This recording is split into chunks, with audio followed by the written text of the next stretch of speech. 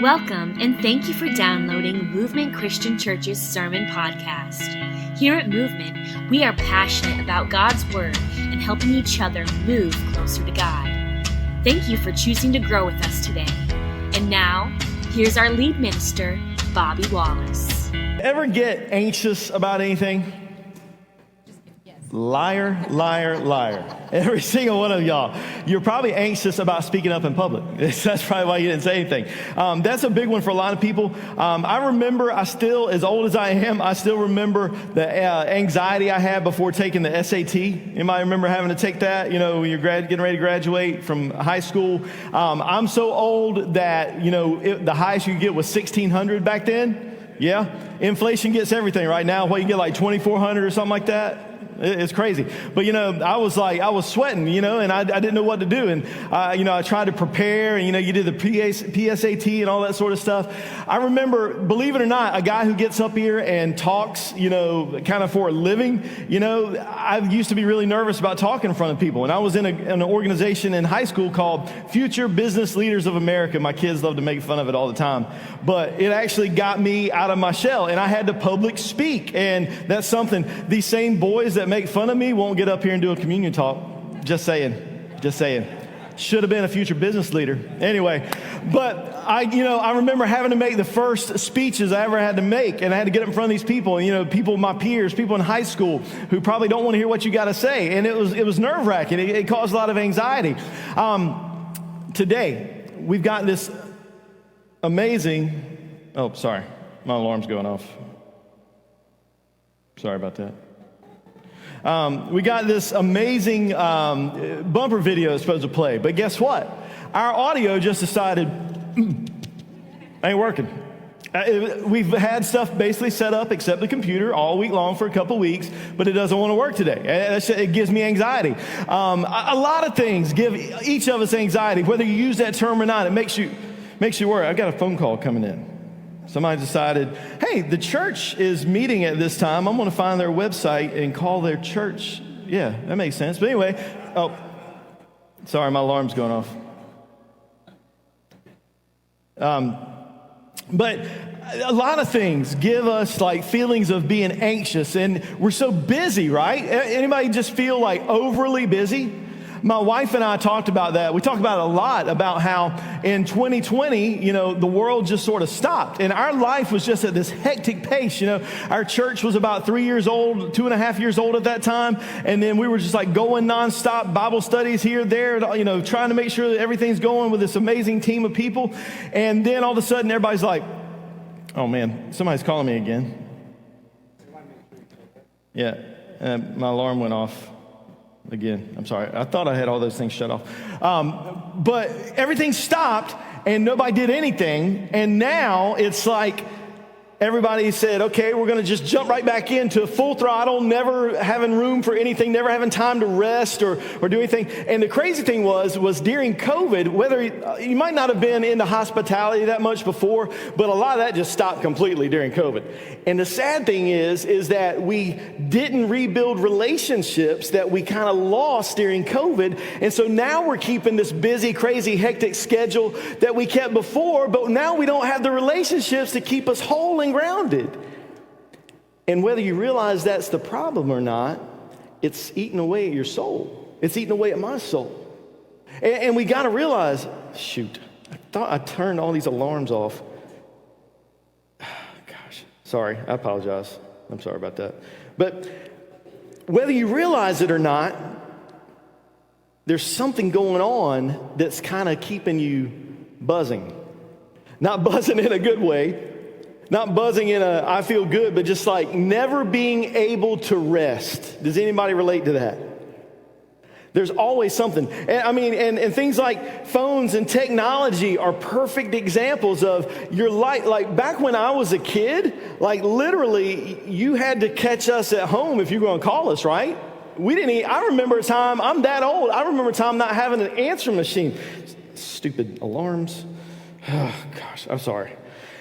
But I remember a time of not even, you just had to hope you caught me, and we would leave the house and nobody could get in touch with us. Believe it or not. much less track us on Life 360. That just wasn't a thing, right? You ain't got a long cord on your landline. Hello? But here's the thing. Whether you realize it, the busyness of life, the chaos, the anxiety, the worry, the frustration, the idea of always being on, always having to have answers, always having to know what's going on, having everybody know what's going on with you, it can be overwhelming. And I don't know if you're the kind of type who my alarm going off and my phone ringing is driving you crazy, but I was doing that on purpose. I set like 6 or 7 alarms to go off every minute. And here's the thing. I didn't plan the phone calls, though. Somebody's really calling us at our church line, calling us during our church time. And so that was just God saying, here, I'm looking out for you, buddy. Just add a little more chaos to it. But here's what I want you to think about. We're going into this series called Reset. And I don't know if you feel like you need a reset in life, but I would challenge you to think that you probably do. You probably need a reset in something. You need to kind of recalibrate. All of us need a little bit. Some of us need a lot. And sometimes I think I'm in that a lot category. I need a lot of reset. The world is full of anxiety and hurry. And Charleston Southern University several years back did a study, and they went to believers and they asked all sorts of questions. And the questions were trying to get at what's the greatest hindrance for spiritual growth in believers. And you know what they found out after asking tons and tons of questions to thousands of Christians? They found out that simply busyness is one of the greatest hindrances to spiritual growth. And guess when this study was done? 2007. Pre-social media really being a thing. Pre-smartphones being this small, I don't know if I guess smartphones were around, but not everybody had one. Now 85% of people in the world have a smartphone. But pre-all that, pre-COVID, pre-all that craziness, 2007, back then, the hardest thing, the thing that stood in the way of most of us growing spiritually as believers was busyness, being way too busy. And people face crippling anxiety. It's sort of become a disease these days.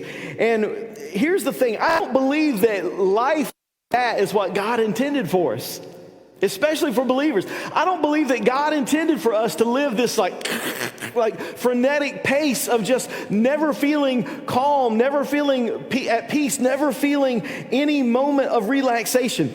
I got a couple of questions for you. Do you ever find yourself, if you still go to the grocery store, believe it or not, a lot of us don't even go to the grocery store, but when you go to the grocery store, do you find yourself counting the people in the lines and figuring out which one you're going to go to? And then, that's sort of normal. You want to go to a shorter line, but then getting impatient in the line you're in and jumping to another?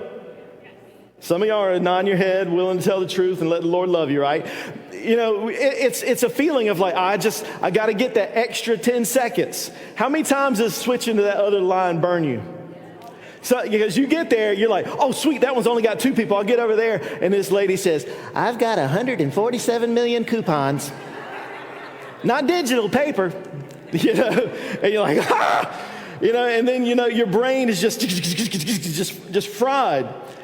In traffic, do you ever count the cars in the lane that you're in and say, oh, this one's moving a little bit faster? Get over. What happens? Brakes. Yeah. But it just wears you out, right? It burns you up. It fries you. Here's the true test.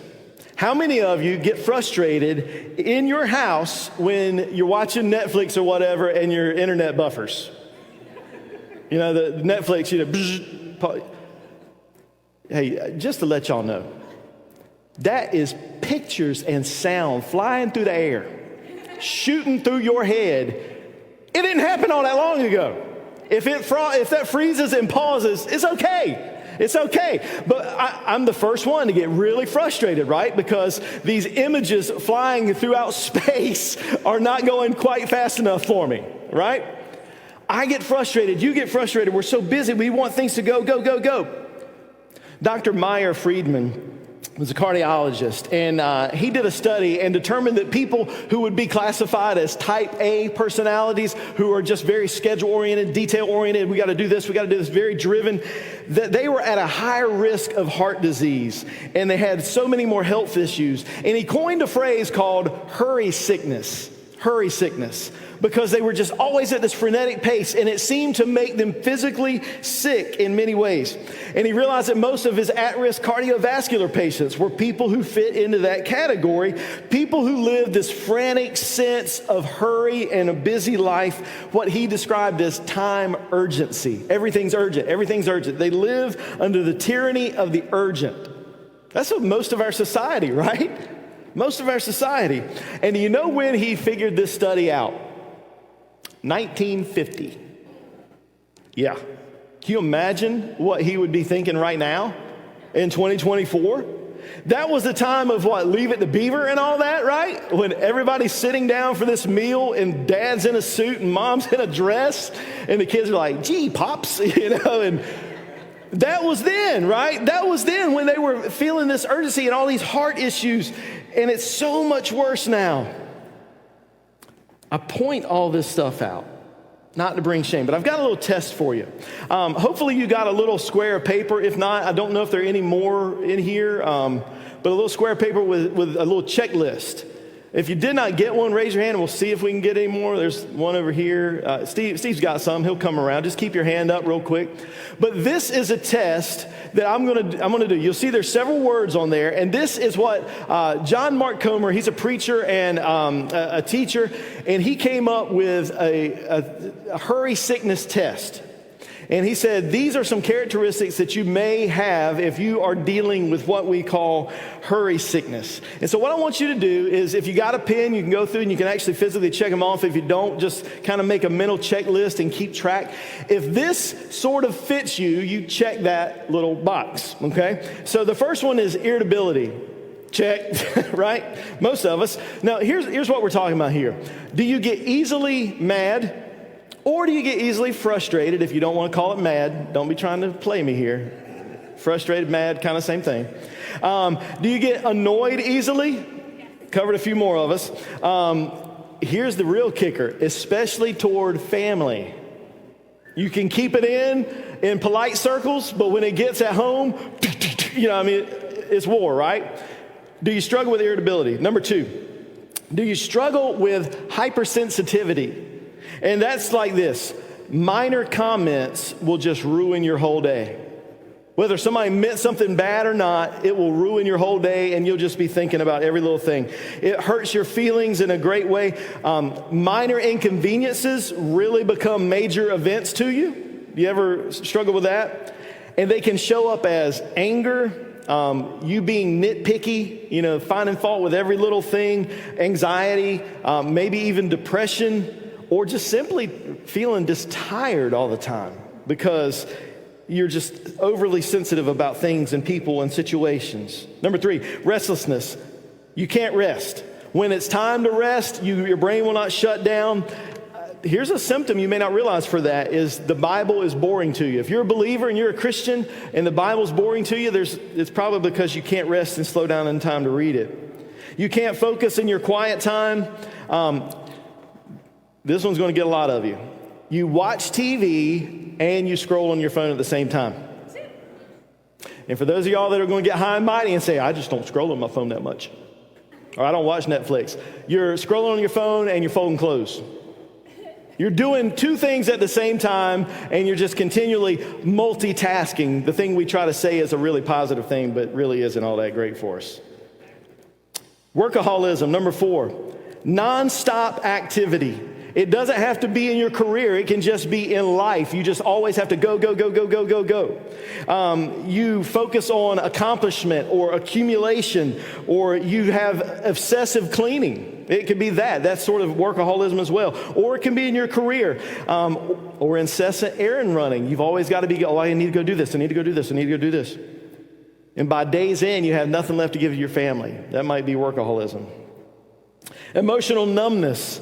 You can't feel another person's pain or even yourself sometimes. You just feel numb emotionally.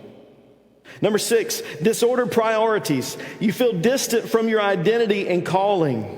You're a slave to the tyranny of the urgent, like we said earlier. You're busy, but you don't have any time for what you feel like is important. You don't have your priorities in the right order. Number 7, lack of care for your body.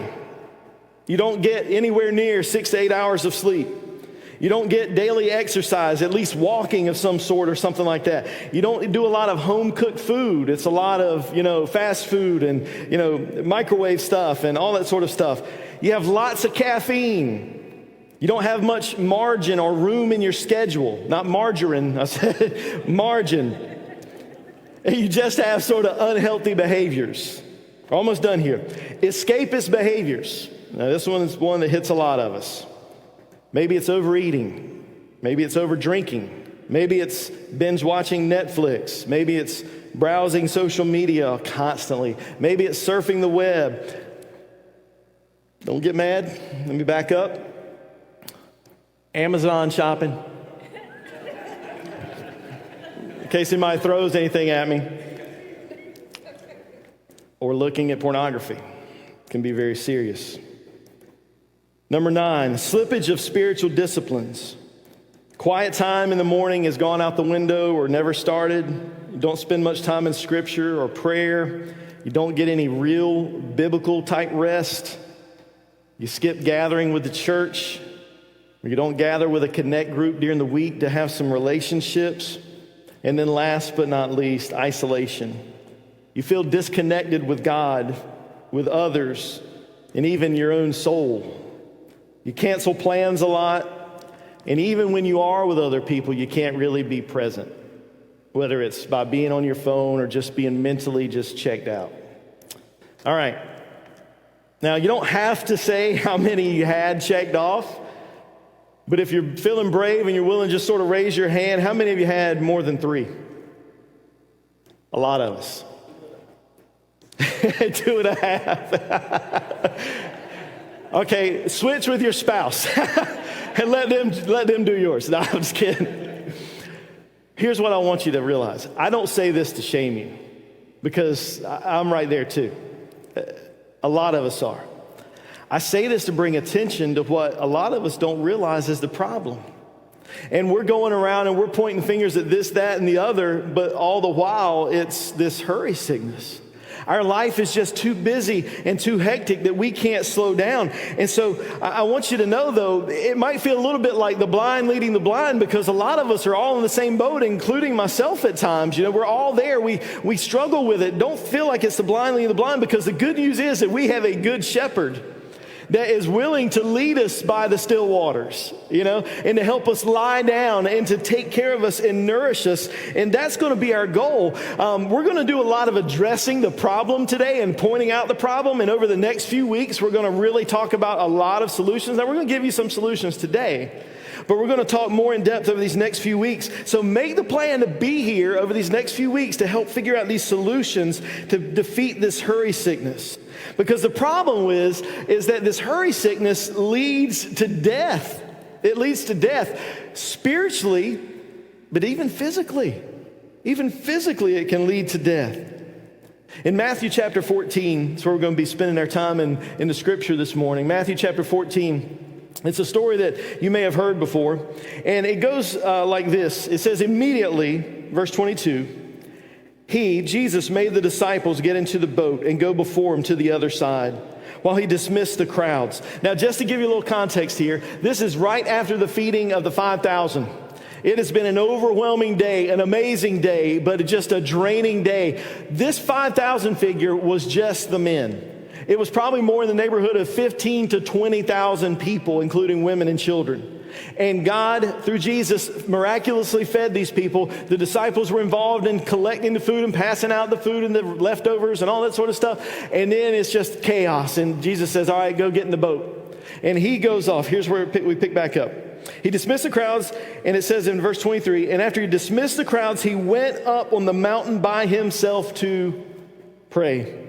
When evening came, he was there alone. But the boat by this time was a long way away from the land, beaten by the waves, for the wind was against them. And in the fourth watch of the night, from about 3 till 6 in the morning, one of the darkest times of the night, this storm is going on. The fourth watch of the night, he came to them walking on the sea. Verse 26. But when the disciples saw him walking on the sea, they were terrified.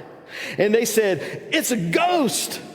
And they cried out in fear. But immediately Jesus spoke to them, saying, "Take heart, it is I. Do not be afraid." And Peter being Peter, he answered him. He said, "Lord, if it is you, command me to come to you on the water." And he said, "Come."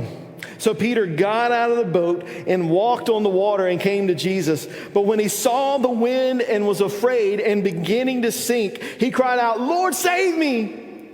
And Jesus immediately reached out his hand and took hold of him, saying to him, "O you of little faith, why did you doubt?" And then they got into the boat and the wind ceased. And those in the boat worshiped him, saying, "Truly you are the Son of God." It's just such a cool story. I mean, so many layers, but that last phrase, that's what it took. Him walking on the water. He just fed 5,000 people, 15, 20,000 people with a few pieces of fish and bread. But that's what it took. They'd seen him heal people. They'd seen all this stuff. But this is what truly said, you are the Son of God. He's walking on the water. It's in the storm in the middle of the night. Most of these guys had grown up around the Sea of Galilee. Many of them had grown up on the Sea of Galilee as fishermen. And they were used to the storms. But this was a doozy. So much they were terrified. It was in the darkest part of the night. And when we read or hear that they thought he might have been a ghost, that seems weird to us. I even heard a few of you chuckle. I did the same thing. But a lot of their superstition and their culture believed that those who died at sea would get up and haunt the waters in the middle of the night. And so it was completely within the realm of reason in their minds that it could be a ghost. And so when they see this figure walking in the middle of the storm, and can you imagine? I don't know if you watched The Chosen, but their rendering of Jesus walking in the water was, man, it was so powerful. It was so powerful. How the lightning would flash and you'd catch a glimpse of this person. That would scare the mess out of me, y'all. I ain't gonna lie. Anybody ever swim at night in the ocean? I've done it a few times. You know, it's a little bit terrifying. Anything that bumps on your leg, you know, I could probably walk on water at some of those points, you know. But you see this figure coming. It's a terrifying thing. And so they're rightly terrified. They're afraid for their lives. And then they see this figure that they think is a ghost. And then Peter gets out and tries to walk. And it's this amazing thing. And then all of a sudden, he doesn't look at Jesus, but he looks at what? Everything around, and he sinks and he starts to drown. This guy who grew up on the water, and he starts to drown, and he calls out, "Save me," and Jesus does. But the important lesson I think most of us can get is this: why did he start to sink? Because he took his eyes off of Jesus. He took his eyes off of Jesus. Jesus pulls him back up and saves him. But you know what's interesting is that verse 27, that phrase, "Don't be afraid, take courage, I am here." In the Greek, it's really, really cool. There are about 90 words in this story before that phrase, and then there are about 90 words in the story after that phrase in the original Greek. It's the centerpiece of the whole story, Jesus. Doesn't it sound like life? If our ears are open, our eyes are open, that should be the centerpiece of our life, is that Jesus is, when he comes on the scene, everything becomes okay. Don't worry, don't fear, take courage, I'm here. When Jesus is on the scene, everything's okay. When your life is in struggle and in trial and in just a shambles, you fix your eyes on Jesus and everything's okay. When you take your eyes off of Jesus, what happens? It all falls apart. Chaos. Everything just crumbles. You start to drown. You start to sink. And it's a terrifying thing. But Jesus is the centerpiece. He is where your eyes are supposed to be drawn. In this passage, in this story, and in your life. We're like Peter, though. We fix our eyes on Jesus for a little bit, But then really quickly, we fix our eyes on what? The storm, the wind, the waves. Whatever those are for us at this particular time in our life, that's what we focus on, and we start to drown.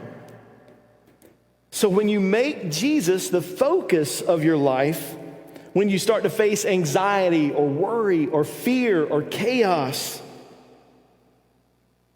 when you fix your eyes on Jesus, it can start to lose its power. And Jesus becomes the center. When you face addictions that you're dealing with, make Jesus the focus. Now, some of you are probably already thinking, oh man, okay, just Jesus, right? Just think about Jesus and it all goes away. No.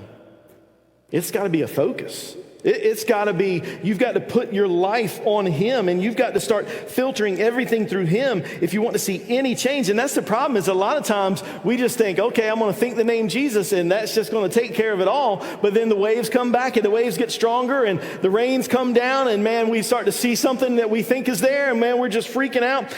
And anxiety is not just an uneasiness in your gut. It's fear. It's fear. It's fear of the unknown. It's fear of what's going to happen. It's fear of this. It's fear of that. And the fix for anxiety is, even clinical psychologists will tell you something of this nature, is if you take your focus off of yourself, your anxiety can cease or at least ease or begin to change. And you start focusing on other people and other things, some of that anxiety can diminish. And if you suffer with anxiety, on whatever level you suffer with it on, it might be easy to say, well, Jesus was God. What does He really know about anxiety? We see in Scripture from about the age of 3, His parents were very aware that He was the Son of God and that He was the Messiah who was promised. And they're kind of telling anybody and everybody. That's a little bit of pressure that could cause some anxiety. For most of His life, He knew the cross was coming for Him. You think that would cause anxiety? I think so. And then to top it off, His ministry of spreading the gospel about His death, burial, and resurrection that was coming was, out of His 30-year life, was 3 years. You got to save the world in 3 years. Have at it, son. That's anxiety inducing, right? You know, we can't plan a vacation in 3 years, some of us, you know. It's an overwhelming thing. Jesus had to have faced feelings of anxiety, but He learned to give them over to God and not allow Himself to be taken down those paths. And yet Jesus was a non-anxious presence in the world, even with so many factors in His life that could have caused great anxiety. He focused on God. He got away. What did it say in the story? But when He sent off the disciples, what did He do? Go up on the mountain alone to pray. He spent time with God and He served others.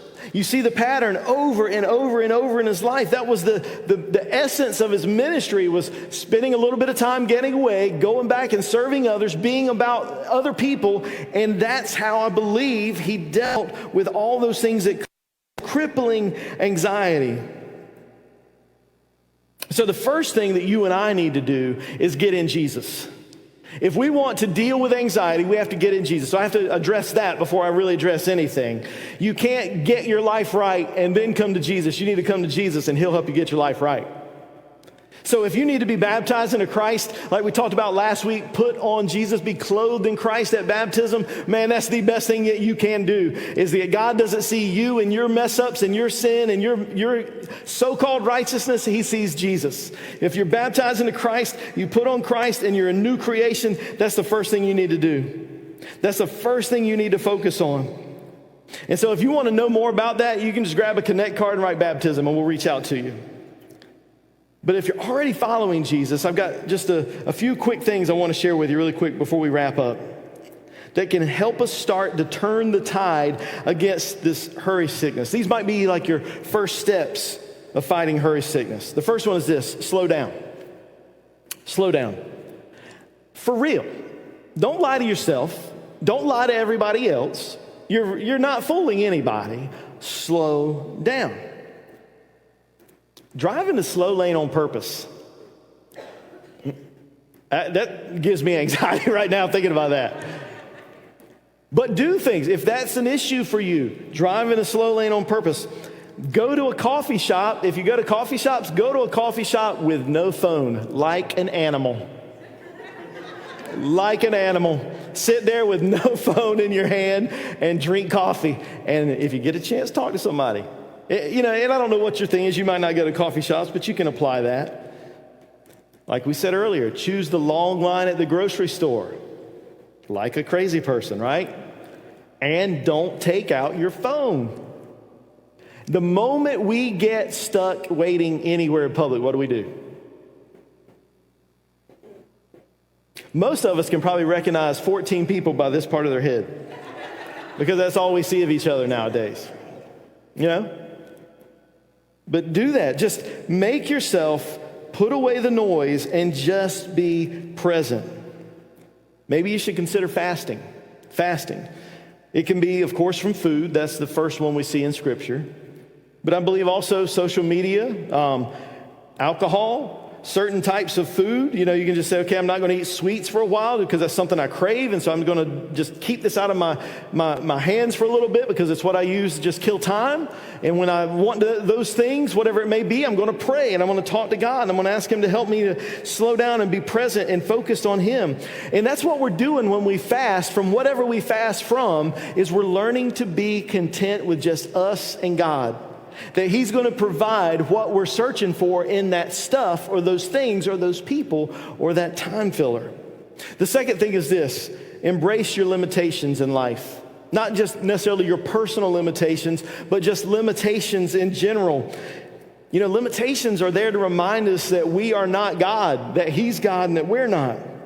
So embrace spending 15 minutes at the gym instead of beating yourself up because you couldn't go for 2 hours. Just embrace whatever your schedule allows. If the gym's not your thing and you beat yourself up about, okay, I didn't read a story with my kid for 2.5 hours and act it out with scenes, 10 minutes of quality time is better than the 0 that you got when you're stressing about it. You know what I mean? Focus on your schedule limitations and just say, God, they're to remind me that I need you. If a date night is something that you have with your spouse, and instead of worrying that you don't have lots and lots of money to spend, go spend time at Chick-fil-A together because it's not the amount of money you spend, it's the time you spend with your spouse. Instead of taking what I like to call a debt vacation or a credit card vacation, focus on quality time with your family, around home and little short day trips and creating memories. Embrace limitations of life and don't allow them to make you rush ahead and work more and fight more and struggle more and do that. And then the third thing is this: prune. Pruning is cutting something that's alive and maybe is not so bad out so that something better can grow. And you might need to cut some good things out to allow the better things to grow. And so here's just a few examples to think about. They might not be immoral things, it might not be bad things, but they distract you from the best. Andrew Huberman is a well-known brain scientist, and he said the worst start of your day is to lay in bed and scroll on your phone. And guess what the worst way to end your day is? To lay in bed and scroll on your phone. He said not just because, it just makes you focus on other things. It literally does something to your brain and does not allow your brain to kind of regenerate and refresh and reset, as we talked about. So stop laying in bed at night and scrolling your phone. Stop doing that first thing in the morning. Allow your brain to refresh. The science backs up Jesus when He talks about rest. It backs up God as He talks about rest in the Old Testament. Before you go to sleep, focus on God and how He used you during your day. Before you get up in the morning, focus on God and how you want Him to use you and how you're asking Him to use you during the day. If I lost you, if you're already scrolling on your phone, tune in for this little phrase. I want you to read it with me on the screen. Your life is perfectly designed to get the results you're getting. I can't take credit for this statement. I got this from a preacher from Maryland, and I think it's amazing. Sometimes I get really angry about the way my life turns out because of my schedule, and I don't have time for this, I don't have time for that. I'm so frustrated. You there? But my life and your life is perfectly designed to get the results you're getting. What you are getting is a byproduct of what you have put into place to make things happen in your life. And so the reason I say that is to let's change some things. If you don't like what you're getting out of life, let's look at what we're putting into our schedules and our life and our time and our focus.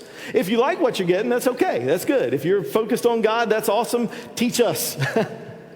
But your life right now is perfectly designed to get the results you're getting. So here's what I want you to focus on today and over the next few weeks as we get into the real deep parts of how we help fix this hurry sickness. It's time to prune in our lives. It's time to add in the practices that maybe are going to draw us closer to God, that Jesus lived and taught. If we want a different life, then we've got to do what Jesus did and follow him. Not just acknowledge him, but follow him. The life that Jesus lived and promised us is available. And here's the thing. If you are sick and tired of being sick and tired, it's time to change something. It's time to follow Jesus in this. As we said, if you need to give your life to Christ, let's get that done first. But then once you've got that, I want you to say, God, what do I need to prune to allow my life to be more used by you? I want you to take a couple moments before we sing, and I want you to pray. I want you to say, God, help me to see what needs to be pruned out of my life, whether it be good or bad. What do I need to add in? What do I need to slow down? Maybe I just need to be still. And maybe the first couple of moments of your prayer is just sit and be as silent as you can in your mind and ask God to reveal to you what your next step is, and then we'll sing. Thank you for listening to Movement Christian Church's Sermon Podcast. Want to learn more about us? You can do that by visiting our website at movementchristianchurch.com or on our app available on iOS and Android devices under Movement NC.